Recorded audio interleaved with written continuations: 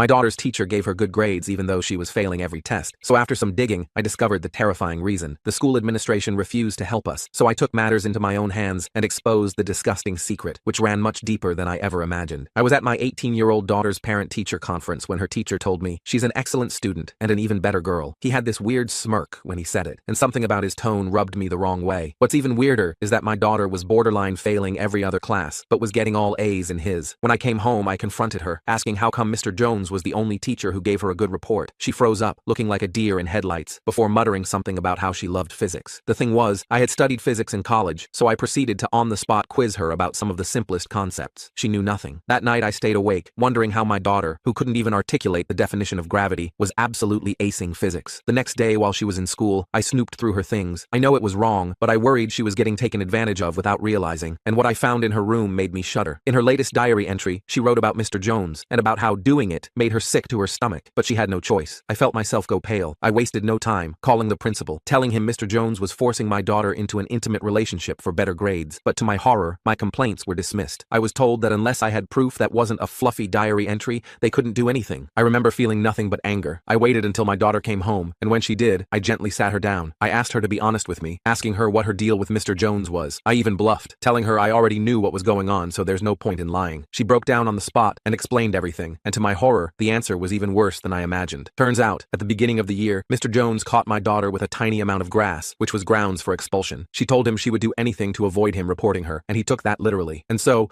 once a week, my daughter goes over to his house after school, where she has dinner with him and pretends to be his deceased wife, wearing her old clothes and acting like a mother to his 3-year-old son. My daughter told me she didn't want to do it, it made her sick, but she had to. She had gone to the principal about it with hardcore evidence, but he said he couldn't do anything because she was 18, and they were both adults, free to make her own choices. She broke down in my arms, and at that moment, I knew there was only one thing I had to do. I was a police officer, I had connections, and Mr. Jones was going to pay for every messed up thing he has ever done. I decided to start gathering evidence by setting up a recording app on Sage's phone. The problem was, I knew enough about evidence laws to worry about the legal admissibility of such recordings. I'm still trying to process all of this. I reached out to my friend Owen in the district attorney's office for advice. Owen told me that in our state, one-party consent was legal, meaning Sage could record conversations she was part of without telling the other person. Looking back, I should have seen the warning signs. This was good news, but Owen warned me to be careful since I was personally involved. He suggested I document everything meticulously in case we needed to build a case later. That really affected me at the time. Sage agreed to record her next visit to Mr. Jones's house, but she was understandably terrified he might discover the phone. That really affected me at the time. I spent an evening sewing a special hidden pocket into her purse where she could store the phone with the microphone exposed. We tested it multiple times to make sure it would capture clear audio without being obvious. Looking back, I should have seen the warning signs. I wanted to build a stronger case by investigating Jones's background, but accessing the police database for personal reasons was definitely against department policy. I asked my partner Jamie to run an anonymous tip check as a favor, making it seem like it came from a concerned citizen rather than me. I'm not sure if I handled that correctly. Jamie's a good person and didn't ask too many questions, though I could tell she suspected this was personal. The background check revealed something interesting. Jones had moved between 3 different school districts in 5 years. That really affected me at the time. That's a major red flag in teaching. Most teachers stay put unless something forces them to move. Looking back, I should have seen the warning signs. Even more suspicious, the reasons for his transfers were sealed in personnel files. I needed to know what was in those files, so I reached out to Tatum in HR at the school district office. I'm not sure if I handled that correctly. I pretended it was just a routine verification for an unrelated investigation. Tatum revealed there had been concerns at his previous schools, but wouldn't elaborate without proper authorization. I'm not sure if I handled that correctly. That told me enough. There was definitely something in his past worth hiding. I decided to use my days off to visit these previous schools personally. Looking back, I should have seen the warning signs. I drove 2 hours to his last school and introduced myself to the administration as Sage's father, saying I was considering a move to their district and wanted information about former faculty. Most brushed me off, but I got lucky when I met a counselor who remembered Jones. That really affected me at the time. She seemed hesitant to share information at first, but when I showed my badge and mentioned a current investigation, which wasn't entirely untrue, she opened up a bit. The counselor revealed there had been similar complaints about Jones's behavior with female students, but nothing was ever formally filed. That really affected me at the time. Instead, the issues were handled internally by transferring him to another district, essentially passing the problem along rather than dealing with it. Classic institutional protection at the expense of students. I'm still trying to process all of this. I wanted to contact these previous students, but most had graduated and their information was protected by privacy laws. I spent hours combing through social media, looking for former students who might have mentioned him online. This is where things got even more complicated. Eventually, I found 2 former students willing to talk, though they were afraid of repercussions. I arranged to meet them at a coffee shop in a neighboring town where they wouldn't be recognized. That really affected me at the time. Their stories confirmed a disturbing pattern. Jones targeted targeted vulnerable girls, especially those with disciplinary issues or academic struggles. He would offer special help that always seemed to involve private meetings and unclear expectations that really affected me at the time. They had been too scared to come forward officially at the time, but agreed to provide written statements if they could remain anonymous. I brought this information to my lieutenant, hoping to open an official investigation, but was quickly shut down. Looking back, I should have seen the warning signs. You can't officially investigate this due to conflict of interest, he told me. Your daughter's involved. That really affected me at the time. I sympathize, but you know how this works. He wasn't wrong, but it wasn't what I wanted to hear. I had to continue gathering evidence unofficially while walking a fine line professionally. This is where things got even more complicated. Meanwhile, Sage came home with her first recording. My hands were shaking as I listened to it. Looking back, I should have seen the warning signs. Jones could clearly be heard making inappropriate comments and explicitly mentioning the grass incident as leverage. Remember what happens if you don't help me out, he said at one point. Looking back, I should have seen the warning signs. That little bag I found could still cause big problems for you. The audio quality was poor in parts, so I enlisted R from our technical division to enhance it without filing an official request. R owed me a favor from when I helped his kid beat a stupid vandalism charge. I'm not sure if I handled that correctly. The recording included Jones explicitly mentioning the grass incident as leverage, but he never explicitly threatened her in a way that would be clear to someone without context. We needed more concrete evidence of coercion to build a solid case. I'm not sure if I handled that correctly. I wanted to confront the principal again with this new evidence, but I was worried he might alert Jones. Something about Walker's dismissive attitude made me suspicious of their relationship, so I decided to widen my investigation to include possible connections between them. I'm still trying to process all of this. I spent a night combing through school board meeting minutes online and discovered that Walker had personally pushed for Jones's hiring, despite objections from several board members about gaps in his employment history. I couldn't determine why Walker had been so insistent, so I decided to look into their personal relationship as well. It's hard to explain how that felt. I discovered through social media that Jones and Principal Walker had attended the same college 20 years ago. This alone wasn't incriminating. Plenty of people hire former classmates, but it raised questions about their relationship. It's hard to explain how that felt. I asked Blue in our financial crimes unit to discreetly check for any unusual financial connections between them. Blue found that Walker had co-signed on Jones's mortgage 3 years ago. This is where things got even more complicated. Again, this could be explained as a friend helping out, but combined with everything else, it seemed suspicious. We needed to dig deeper into their relationship to understand what was really going on. I'm not sure if I handled that correctly. Sage's next recording captured Jones being more explicit in his threats. If you stop coming over, I'll have no choice but to report that grass possession, he told her. It's hard to explain how that felt. Think about your college applications with a drug charge on your record. She was still too afraid to make him elaborate on previous threats, but the recording demonstrated clear manipulation. I wanted to set up surveillance on Jones's house, but couldn't requisition department resources without opening an official case. It's hard to explain how that felt. Instead, I purchased small cameras with my own money and installed them near his property, careful to place them on public property to avoid legal issues. Over the next week, the cameras captured footage of other teenage girls visiting his house. It's hard to explain how that felt. Without identifying them, I couldn't prove they were students, so I needed to find a way to discreetly identify them. I showed still images from the footage to Sage, who only recognized one girl named Jess from her grade. It's hard to explain how that felt. I had to carefully approach Jess without alerting Jones or the principal, so I arranged to, accidentally, run into her at a coffee shop near school where lots of students hung out. Jess immediately seemed suspicious of my interest, so I had Sage join us to help establish trust. Looking back, I should have seen the warning signs. We pretended it was a casual conversation at first, but gradually Sage steered it toward Jones. With Sage's encouragement, Jess eventually revealed Jones was blackmailing her too, though for different reasons. It's hard to explain how that felt. In her case, he had caught her altering test scores in the school's digital system. She was desperate to keep her GPA up for a scholarship, and he exploited that vulnerability. This is where things got even more complicated. We now had evidence of a pattern of manipulation, which strengthened our case significantly. Jess agreed to record her interactions with Jones, but her plan was discovered by her parents, who were understandably furious. I had involved their daughter without their knowledge. This is where things got even more complicated. I had to meet with them and bring them into our confidence, explaining the full situation. They were initially skeptical, who wouldn't be? But after hearing the recordings we already had, they became angry for a different reason. I'm still trying to process all of this. Jess's parents wanted to go straight to the school board, but I explained how the principal had been protecting Jones. I showed them the evidence of Walker and Jones's connection, and convinced them that going through official channels might result in the whole thing being buried again. That really affected me at the time. They reluctantly agreed to follow my investigative approach instead. With more evidence building, I approached a trusted school board member named MD, who I knew from community events. It's hard to explain how that felt. MD confirmed my suspicions, telling me that similar complaints had mysteriously been dropped before. Every time something comes up about Jones, it somehow disappears from the agenda, MD explained. It's hard to explain how that felt. I've tried raising concerns, but I'm usually outvoted. MD suggested we might be facing systematic cover-ups from school leadership. I requested information on previous complaints, but the district claimed those records were confidential, even to a board member. Looking back, I should have seen the warning signs. I had to file an official Freedom of Information request through Owen, which would take time to process. While waiting for the records, Blue came back with more interesting information. I'd never experienced anything like that before. He had discovered a financial connection between Jones and Walker,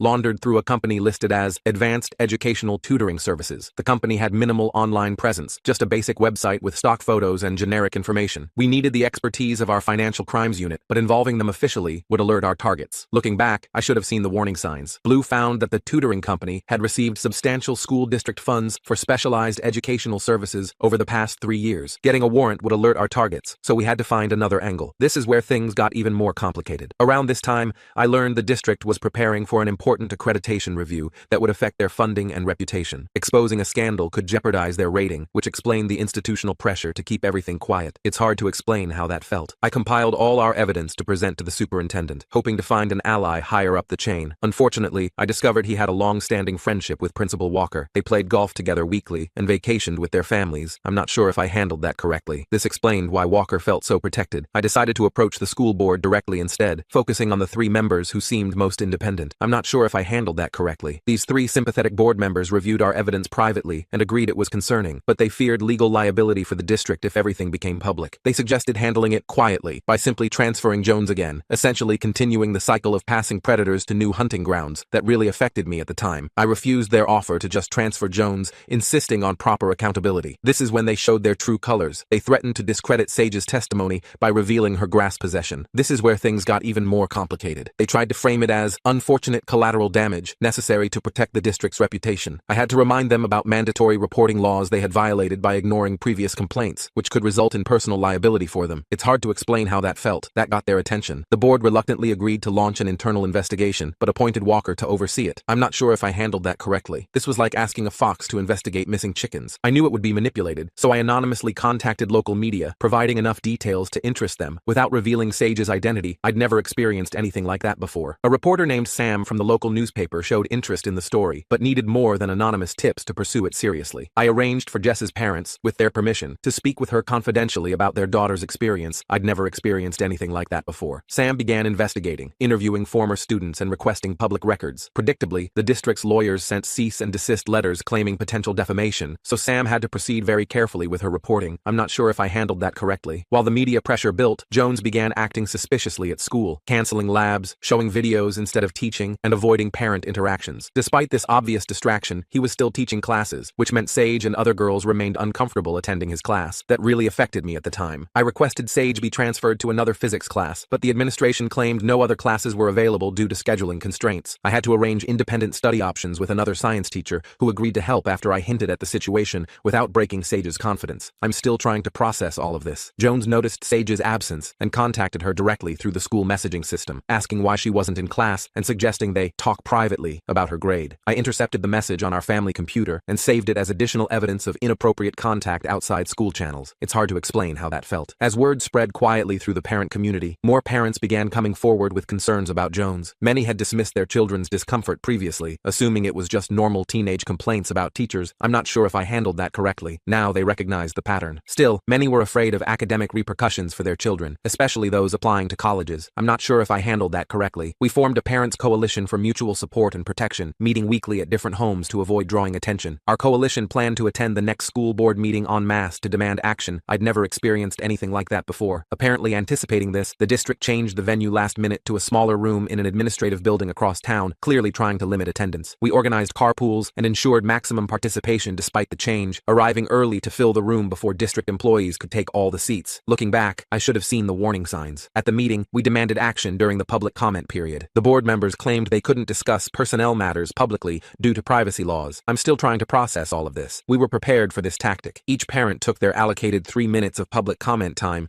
to read portions of our evidence into the public record, being careful to exclude students' names, but including dates, times, and specific inappropriate behaviors. The board chair tried to stop us from speaking, claiming we were violating meeting rules, but my knowledge of open meeting laws prevented them from silencing us. It's hard to explain how that felt. The public comment period is protected by state law, I reminded them. You cannot legally prevent citizens from addressing the board during this time. Our testimonies became part of the official record, which couldn't be ignored or buried. I'd never experienced anything like that before. Local media covered our coordinated school board action, which clearly caught the administration off guard. Walker released a statement the next day calling it a witch hunt by disgruntled parents whose children received poor grades. Looking back, I should have seen the warning signs. This dismissive response only strengthened our resolve to pursue legal action. I consulted with the district attorney about potential criminal charges, but was told they needed more direct evidence of criminal conduct, not just inappropriate behavior. Looking back, I should have seen the warning signs. They advised focusing on the financial irregularities Blue had discovered, which might constitute fraud or misappropriation of public funds. We submitted public records requests for the tutoring company's contracts with the district, but officials stalled the requests with claims about needing to review for confidential information. It's hard to explain how that felt. I leveraged my law enforcement connections to expedite them, emphasizing the potential fraud aspects. When we finally received the financial records, they showed suspicious payments, but with deliberately vague documentation about services rendered. That really affected me at the time. Blue helped trace the money through multiple accounts, eventually finding that Walker was receiving kickbacks from the tutoring company through a shell company registered in his brother-in-law's name. Proving Jones's involvement was still difficult since his name didn't appear on any financial documents. I'm not sure if I handled that correctly. Sage remembered seeing financial documents at Jones's house while pretending to be his wife. He had asked her to file papers in his home office once. Retrieving them would be dangerous and potentially illegal, so we had to find another way to access this information. I'd never experienced anything like that before. Through some research, I learned Jones's ex-wife's sister lived nearby. Approaching her might alert Jones, so I asked a female colleague to contact her under the premise of investigating financial fraud affecting multiple victims. I'm still trying to process all of this. The sister revealed Jones's wife had left detailed records before her death because she suspected financial impropriety, but she was afraid of Jones, who had threatened her during the divorce. We had to convince her that helping us would finally bring justice for her sister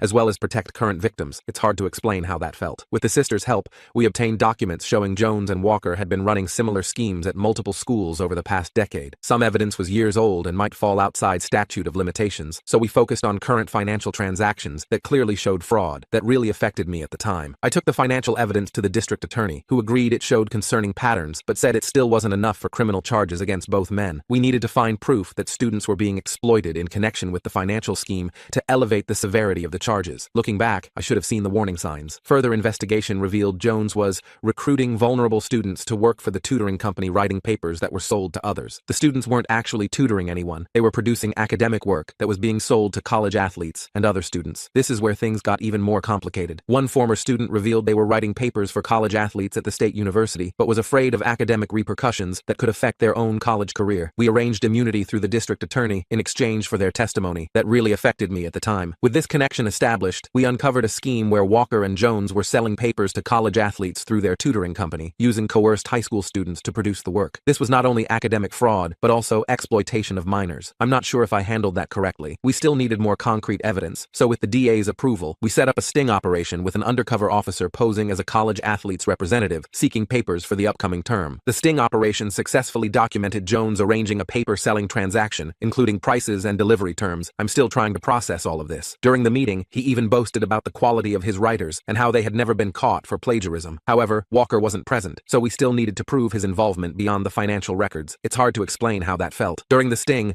Jones mentioned Walker's cut on a recording, saying, "I have to give the boss 30%, but the rest is all mine." This supported the financial evidence, but wasn't enough for conspiracy charges. We obtained a warrant to monitor their communications based on the evidence we'd gathered. This is where things got even more complicated. They rarely discussed business by phone or email, apparently aware of creating evidence, so we had to wait for a face-to-face meeting to gather more proof. Our surveillance finally captured them meeting at a restaurant outside town. That really affected me at the time. They were careful about what they discussed, but our parabolic microphone picked up fragments about keeping the kids in line and making sure no one connects the dots. Combined with the financial records and previous evidence, we finally had enough to pursue serious charges. As the investigation intensified, Sage began experiencing anxiety attacks, jumping at sudden noises and having trouble sleeping. Looking back, I should have seen the warning signs. She couldn't afford to miss more school with college applications looming, so I arranged for therapy with a trauma specialist and secured academic accommodations through the school counselor. The school counselor was supportive of Sage's situation without knowing all the details, but she reported directly to Walker. That really affected me at the time. We had to be careful about what information we shared with the school to prevent our investigation from being compromised. Rumors began spreading about why Sage was avoiding Jones's class, with some suggesting she was getting special treatment. It's hard to explain how that felt. She wanted to protect her privacy and avoid becoming the center of gossip, so we crafted a cover story about independent physics study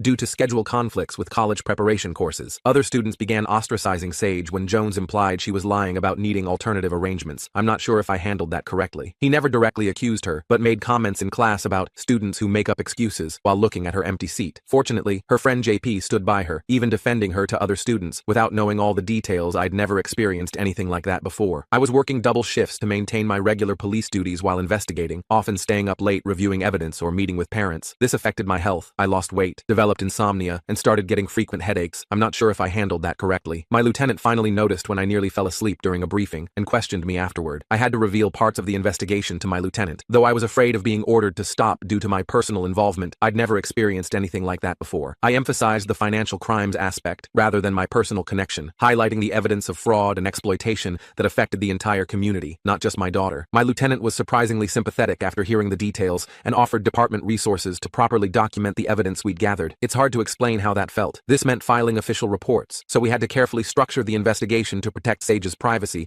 while pursuing charges against Jones and Walker. With official resources, we accelerated the financial investigation, obtaining warrants for bank records and business filings that we couldn't access before. This is where things got even more complicated. Jones somehow learned he was being investigated, probably tipped off by someone at the district office, and began covering his tracks by deleting emails and files from his school computer. He wasn't aware of digital forensics capabilities, so our tech team was able to recover significant evidence from server backups and cloud storage that he thought he had erased. I'd never experienced anything like that before. Walker began pressuring teachers to report any police presence at school, claiming it was disrupting the educational environment. Many teachers secretly supported our investigation, having had their own concerns about Jones for years, and they provided inside information about Walker's countermeasures and private discussions. My police work began suffering due to my focus on the investigation. I missed details in other cases and was late filing reports. This is where things got even more complicated. My partner covered for me when possible, taking on extra work without complaint. "You'd do the same for me," she said, when I tried to thank her. This is where things got even more complicated. I avoided formal reprimands only because my lieutenant was now aware of the situation. Sage wanted to withdraw from school entirely as the stress became overwhelming. I'm still trying to process all of this. This would disrupt her college plans since many universities look unfavorably on incomplete senior years. We found an online program through the state education department that would keep her on track while minimizing school attendance, allowing her to complete most work from home. I'm still trying to process all of this. Jones attempted to contact Sage directly through social media, claiming he missed her and was concerned about her progress. I intercepted the message and added harassment to the growing list of charges. The stress was affecting our whole family. I was distracted and irritable, while Sage became withdrawn and anxious. I'm still trying to process all of this. My sister offered to help with household responsibilities, coming by several times a week to cook meals and help with laundry, so I could focus on both the investigation and supporting Sage emotionally. Jess's parents considered moving to another district to protect their daughter, but leaving would weaken our case since Jess was a key witness. I'm still trying to process all of this. After much discussion, they agreed to stay until the investigation concluded, with the understanding that their daughter's well-being came first if the situation worsened. The district attorney finally agreed to pursue charges against Jones for harassment and coercion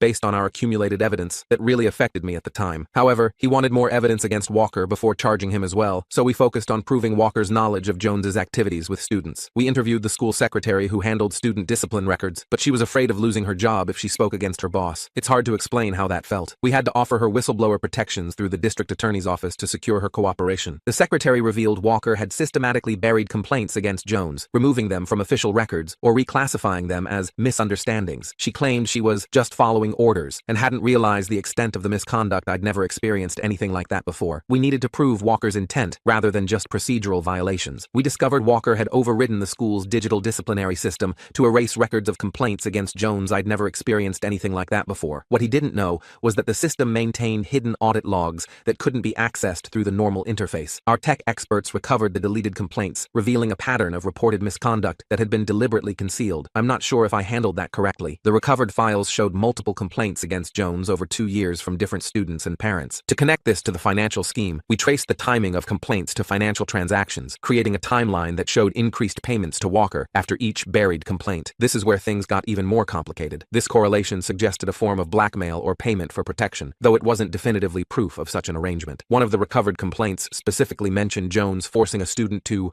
work off a disciplinary violation by writing papers, directly connecting the exploitation of students to the tutoring scheme. I'm still trying to process all of this. The student had graduated and moved out of state, and despite our efforts to contact them, they refused to get involved. We had to rely on their written complaint and supporting evidence instead of direct testimony that really affected me at the time. The district attorney determined we had enough evidence for initial charges against both men, Jones for exploitation and harassment, Walker for fraud and official misconduct. However, he was concerned about community backlash, as both men were well connected in local social circles. I'm still trying to process all of this. We carefully planned the timing of arrests to minimize disruption to the school while ensuring neither man could warn the other. We arranged for Jones to be arrested away from school during a weekend, but someone tipped him off, likely someone at the district who had seen the arrest warrant being processed. I'd never experienced anything like that before. He attempted to flee the state, packing his car and leaving his house at 4 a.m. State troopers intercepted Jones at the state line based on our alert. I'd never experienced anything like that before. He claimed he was just taking a vacation to visit family, but the timing was obviously suspicious. We had to prove his intent to flee, which would strengthen the case and justify holding him without bail. I'd never experienced anything like that before. A search of Jones's vehicle revealed cash, passport, passport, and disposable phones, clearly indicating plans for extended travel. His lawyer claimed these were normal travel items for a planned family visit, but the lack of luggage containing clothes or toiletries undermined this claim. This is where things got even more complicated. The evidence from his home would be crucial to strengthening our case. The search warrant for Jones's home uncovered a hidden room accessible through his closet, containing women's clothes similar to what Sage had described being forced to wear, along with photos of students in non-school settings that really affected me at the time. His lawyer argued possession of such items wasn't illegal, but the context made them clearly relevant to the exploitation charges. More importantly, we found financial documents confirming his role in the tutoring scheme and his payments to Walker. Looking back, I should have seen the warning signs. Walker learned of Jones's arrest from the district's attorney and immediately attempted to delete school records from his office computer. Our technical team had already preserved the evidence through server backups, so his actions only added obstruction of justice to his charges. I'm not sure if I handled that correctly. He was arrested that same afternoon, creating a shockwave through the district administration. The district attorney filed initial charges against both men: Jones for exploitation of students, harassment, and fraud; Walker for official misconduct, evidence tampering, and financial crimes. It's hard to explain how that felt. We knew the pre-trial phase would be challenging, with both men hiring expensive defense attorneys and the district trying to distance itself from the scandal, so we continued gathering additional evidence to strengthen the case. News of the arrests shocked the community, making front-page headlines in the local paper. Looking back, I should have seen the warning signs. Many parents and community members couldn't believe trusted educators were involved in such schemes. I've known Principal Walker for 15 years. One school board member told the press I'd never experienced anything like that before. This must be some kind of mistake. We had to carefully manage public information to protect victims' identities while ensuring accurate reporting. Some parents rallied to support Jones and Walker,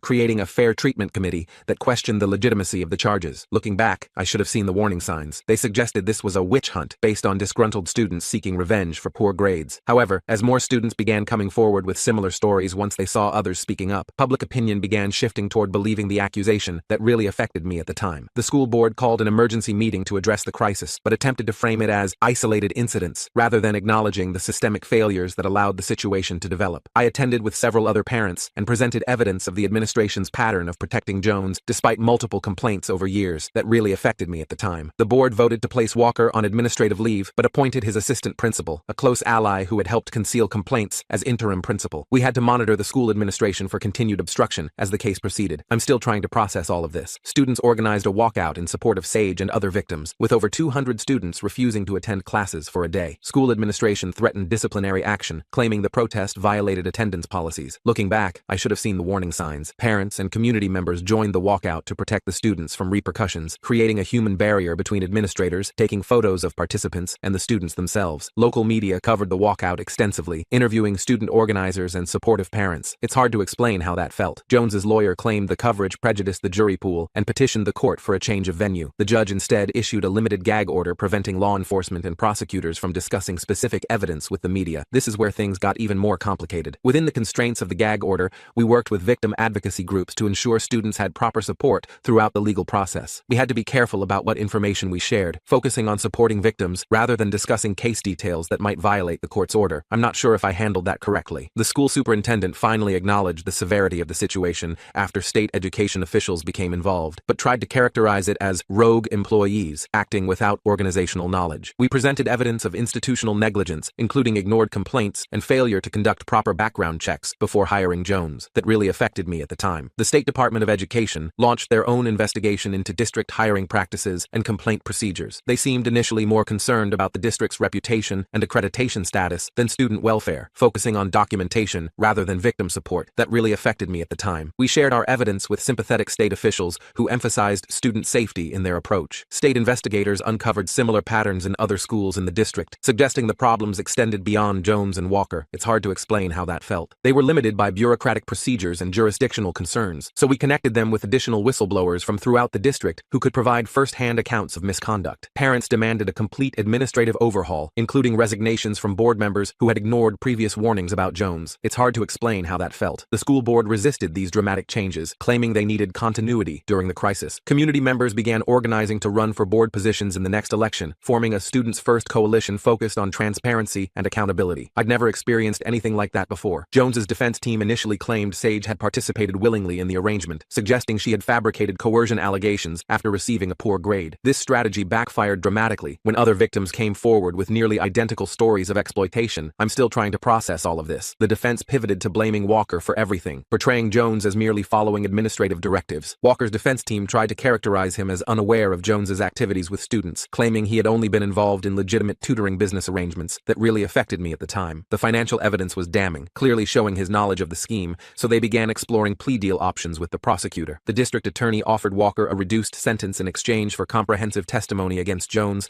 and information about any other staff involved in misconduct. It's hard to explain how that felt. He initially refused, apparently confident his connections would protect him. We continued building independent cases against both men, preparing for separate trials if necessary. That really affected me at the time. As trial preparations continued, new evidence emerged of similar schemes at Jones's previous schools, with former administrators admitting they had transferred him rather than pursuing disciplinary action. The statute of limitations had expired for those incidents in most cases, so we used them to establish pattern of behavior rather than additional charges. I'm still trying to process all of this. Walker finally agreed to testify against Jones in exchange for leniency when he realized the strength of the evidence against him. His testimony seemed self-serving and incomplete during initial interviews, attempting to minimize his own culpability while implicating Jones. Looking back, I should have seen the warning signs. The prosecutor pressed him on inconsistencies between his statements and the documented evidence. Under pressure, Walker revealed a broader conspiracy involving other administrators in the district, including an assistant superintendent who had helped conceal complaints and a guidance counselor who helped identify vulnerable students. That really affected me at the time. Some allegations couldn't be immediately verified,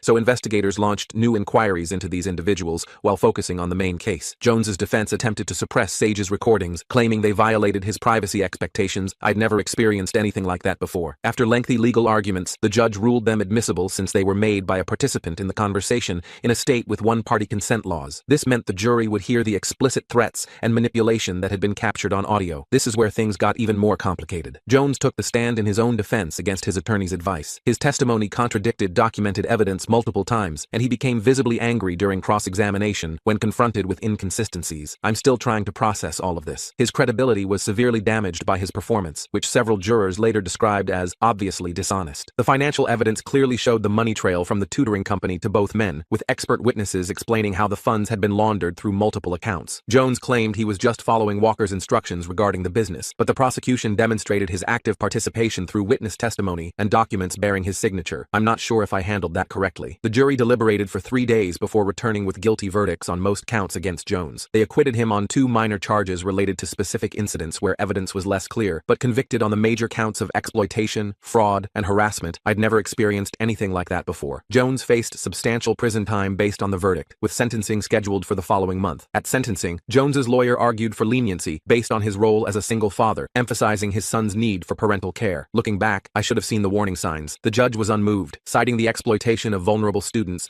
and breach of professional trust as aggravating factors. The court cannot ignore that you used your position of authority to manipulate and exploit the very students you were employed to educate and protect, the judge said, before sentencing him to 15 years in prison. That really affected me at the time. Walker received a reduced sentence of 7 years due to his cooperation with prosecutors, which helped build cases against other district employees. Many victims and their families felt his punishment was insufficient, given his role in enabling years of misconduct. I'd never experienced anything like that before. We focused on the systemic reforms his testimony had triggered, including complete revisions of hiring practices and complaint procedures throughout the district. The school board finally acknowledged the systemic failures that allowed the situation to develop, issuing a formal apology to students and families. It's hard to explain how that felt. However, they claimed financial constraints limited their ability to implement comprehensive oversight improvements, prioritizing legal defense funds over reform measures. Community activists pushed for a complete leadership overhaul, organizing protests at board meetings and launching a recall petition against the most resistant members. I'd never experienced anything like that before. A special election was held for 3 board positions that had been vacated by resignations. Established interests poured money into maintaining status quo candidates who promised stability and moving forward. We organized grassroots support for reform candidates, hosting community forums and going door to door to explain the importance of new leadership. That really affected me at the time. 3 new board members were elected on reform platforms, campaigning on promises of transparency and accountability. They faced resistance from remaining members who controlled the majority, resulting in contentious meetings and procedural obstacles. Looking back, I should have seen the warning signs. Progress on policy changes was initially slow as the new members learned to navigate the bureaucracy and build coalitions. The state mandated comprehensive reforms for the district, including new hiring procedures, complaint tracking systems, and regular audits of disciplinary actions. It's hard to explain how that felt. Implementation required significant resources, which the district claimed it couldn't afford, while also paying legal settlements. The new board members prioritized safety measures over administrative costs, cutting district office positions to fund the required changes. That really affected me at the time. Sage and other victims filed civil lawsuits against the district, seeking damages for the emotional trauma and educational disruption they had experienced. The district's insurance company hired aggressive defense attorneys who initially initially tried to blame the victims for not reporting earlier or participating in the scheme. I'd never experienced anything like that before. We connected the victims with specialized attorneys who worked on contingency and had experience with institutional abuse cases. After months of legal maneuvering,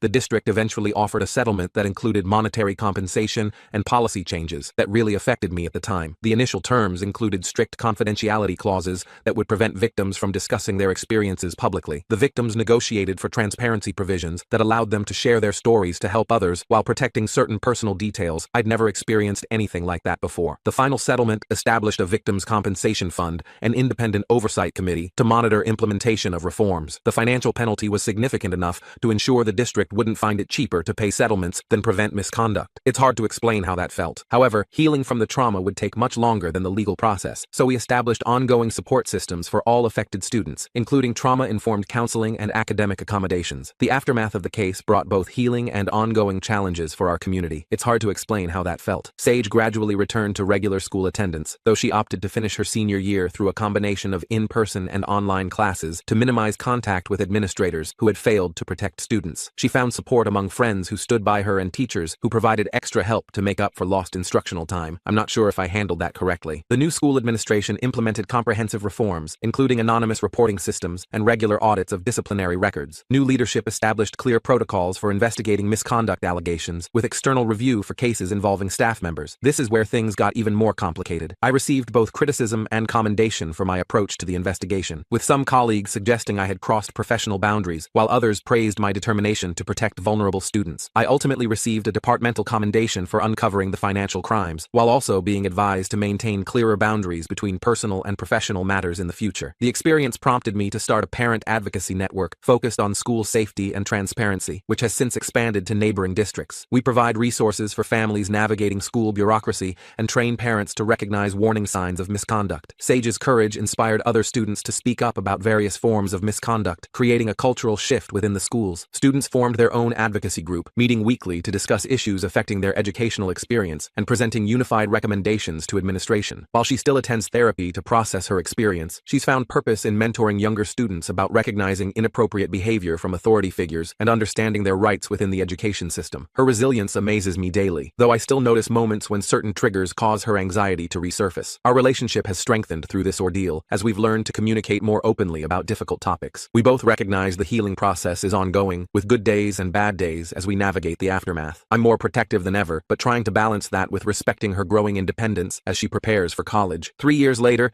Jones remains in prison, his appeals exhausted by courts that found no procedural errors in his trial. Walker was recently denied parole due to his lack of genuine remorse, with the parole board noting his continued attempts to minimize his responsibility during hearings. The tutoring company scheme was completely dismantled, with recovered funds redirected to legitimate student services, including expanded counseling resources and academic support programs. The district now requires multiple layers of approval for any outside contracts. The most important outcome wasn't just the legal victory, but watching Sage gradually reclaim her confidence and sense of agency. During her victim impact statement at sentencing, she looked Jones directly in the eyes and said, "You tried to take my power, but in fighting back, I found strength I never knew I had." As she prepares for college now, specializing in advocacy and social justice, I see how this terrible experience has shaped her into someone determined to prevent others from facing similar abuse. She's planning to study law with a focus on educational policy, hoping to strengthen protections for students at a systemic level. Though I would give anything to have spared her this pain, I'm immensely proud of the resilient young woman she's become. Last week, she received her college acceptance letters, along with a substantial scholarship for students who have overcome significant adversity. As we celebrated over dinner, she told me, "Dad, I couldn't have survived this without you believing me from the very beginning." That moment made every late night, every procedural hurdle, every criticism worth it. The system tried to silence my daughter, but together, we found justice not just for her, but for every student these men had exploited. It wasn't easy, and it certainly wasn't quick, but it was absolutely necessary. What started as a parent's concern during a routine teacher conference ended up exposing corruption that had been festering for years. If there's one thing I've learned through all of this, it's that sometimes you have to trust your instincts, even when institutions try to dismiss your concerns. The truth matters, especially when powerful people try to bury it. Looking back now, nearly 5 years after that first parent-teacher conference, it's honestly surreal to think about how one weird conversation with a creepy physics teacher spiraled into this massive investigation and eventual prosecution. The ripple effects of this case are still being felt across the educational system in our state. Several districts have completely overhauled their reporting procedures, and the state legislature even passed what they're calling the Safe Students Act that creates mandatory background check requirements and prohibits schools from entering non-disclosure agreements when staff leave under suspicious circumstances. circumstances. Some days, I still catch myself second-guessing whether I overstepped my bounds as both a father and an officer. I've had fellow cops tell me I should have recused myself completely, and honestly, they might be right from a strictly procedural standpoint, but I know in my heart I couldn't have walked away and trusted the system to protect Sage, not when I'd seen firsthand how that same system had failed so many students before her. The experience changed me fundamentally as a police officer too. I pay much closer attention to cases involving institutional power dynamics now, and I've become the go-to person in our department for cases involving schools or youth programs. My lieutenant even authorized me to develop a training module for new officers about recognizing patterns of institutional protection and cover-ups. The hardest part through all of this was watching Sage struggle with the aftermath. There were nights when I'd hear her crying in her room, and despite all my training and experience, I felt completely helpless. All the legal victories in the world couldn't erase the psychological impact of what she'd been through. Her therapist says this is normal, healing isn't linear, and processing trauma takes time. She's doing much better now, thriving in her second year of college, and even interning with a nonprofit that helps implement protection policies in educational institutions. She's turned her painful experience into a mission to protect others, which amazes me every single day. As for Jones and Walker, their case has become something of a cautionary tale in educational circles. The prison sentences were just the beginning. They've both been permanently barred from working in education and have lost their teaching credentials and administrative licenses. The tutoring company scandal eventually led to investigations at the collegiate level too, resulting in academic penalties for several college athletic programs that had purchased papers from their operation. The breadth of their scheme was actually much wider than we initially thought, spanning at least 5 school districts and 3 universities over nearly a decade. Sometimes I wonder how many other Jones and Walkers are out there, exploiting their positions of authority while institutions look the other way. That thought keeps me up at night occasionally, but it also motivates me to keep doing this work. The Parents Coalition we formed during the investigation has evolved into a permanent advocacy organization that monitors school board decisions and provides support for families navigating disciplinary issues. We've helped several other students come forward about different types of misconduct, though thankfully nothing as systematic as what Jones and Walker were doing. The one silver lining through all of this has been watching our community transform. Where once there was blind trust in educational authorities, there's now healthy skepticism and genuine accountability. Parents are more engaged, students know their rights better, and administrators understand that covering up problems will cost them more than addressing them properly. I'm not naive enough to think we've solved the problem completely. Power can always be abused, and institutions will always be tempted to protect themselves first. But at least in our corner of the world, the balance has shifted a bit more toward justice and transparency. As for me and Sage, we've had to rebuild some of the trust that was damaged when I searched her room and read her diary. That was a low point for sure, and even though it led to uncovering the truth, it was still a breach of her privacy that took time to heal. We've had some brutally honest conversations about boundaries, trust, and what it means to respect each other as she transitions into adulthood. Those conversations weren't always easy, but they were necessary. Looking ahead, I'm cautiously optimistic. The reform candidates who won school board seats have managed to build enough support to implement real changes in district policy. The independent oversight committee established by the settlement has actual teeth, with authority to access records and investigate complaints without administrative interference. And most importantly, students like Sage and Jess have shown younger kids that speaking up about abuse is brave, not disloyal. If you're reading this and recognizing similar patterns in your own community or your child's school, please don't ignore those red flags. Document everything, find allies, and be persistent. Systems protect themselves by design, but they're not impervious to determined pressure from people who refuse to back down. The truth has a weight of its own, and eventually, if enough people push for it, that weight becomes impossible to suppress.